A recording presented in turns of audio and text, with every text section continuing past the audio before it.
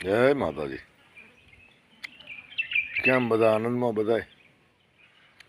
હવે ભાઈ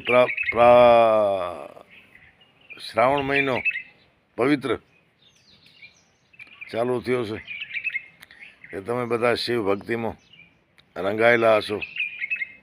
આદિશંકર ભાઈ, તો આનંદ કરો. આ શિવ મહિને में ઈશ્વર ભક્તિ કરો. આમાં હું જેટલા નામ લેવાય એટલા પ્રભુરા લઈએ છીએ. આજ તો મિત્રો વળે મને પાર કરી એક જૂની વાત યાદ આવી.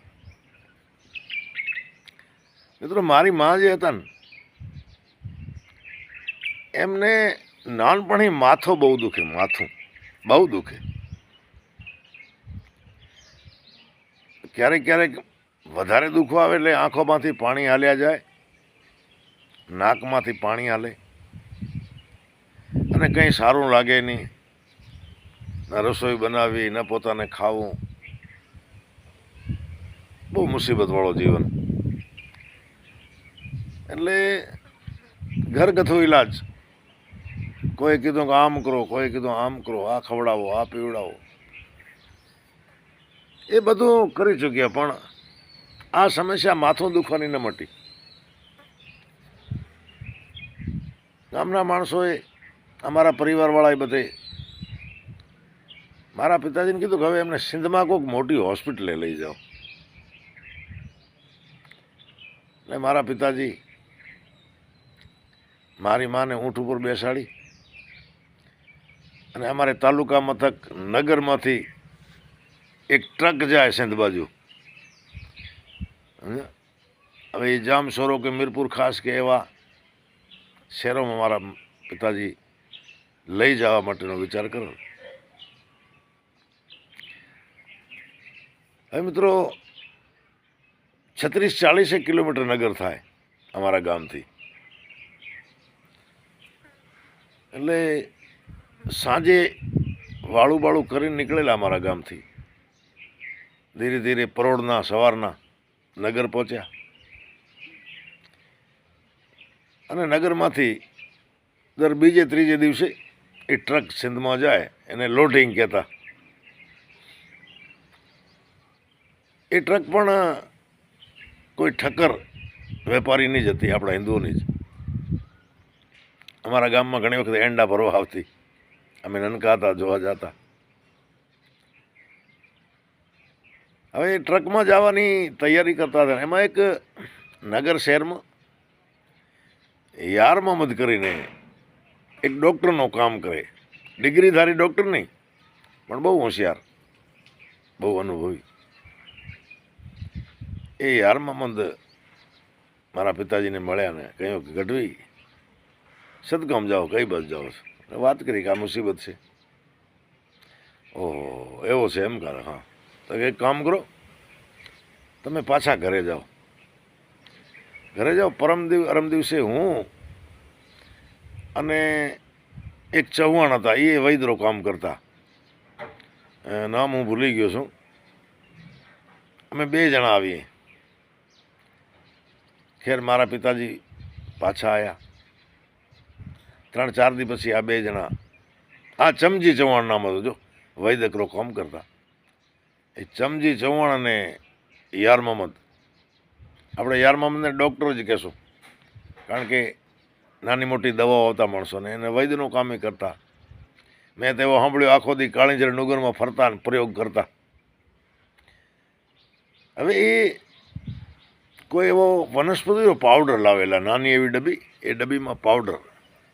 અને મારા પિતાજીને કહ્યું કે આ પાવડરમાંથી 2 ચપટી આમ ભરી અને જેમ છીંકણી આપણે સૂંઘીએ એમ સૂંઘો, પણ બહુ જોરથી સૂંઘવાની.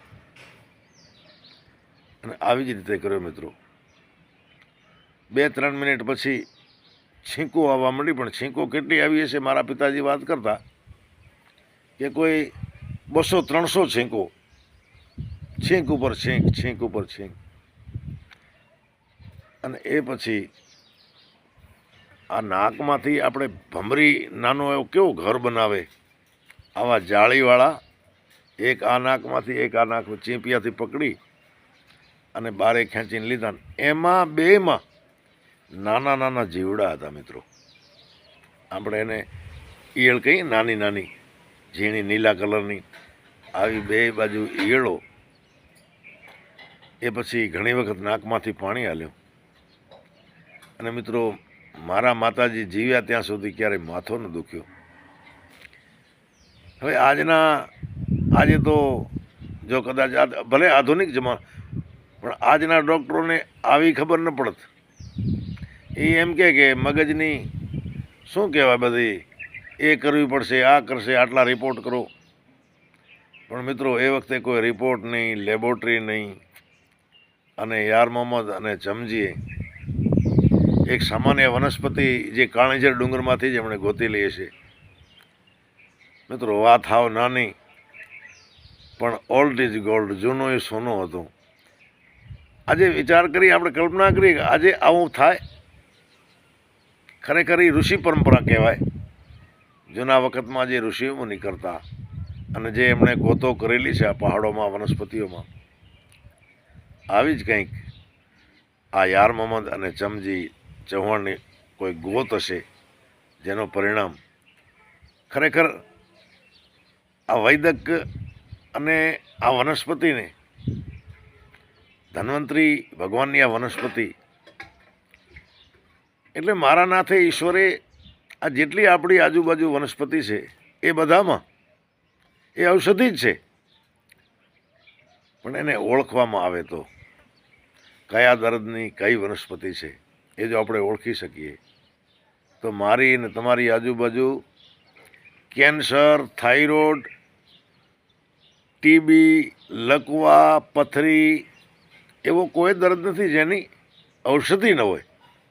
પણ આપણે એને ઓળખી નથી શકતા. એને ઓળખવાની આંખ આ યાર મોહમ્મદ અને ચમજી જેવી જોઈએ. તો મિત્રો, ખરેખર આ નાની વાત છે, જૂની, પણ મને એમ કે આવો પણ બને છે એટલે આપની સાથે શેર કરી કેવી લાગી જરા કોમેન્ટ કરજો.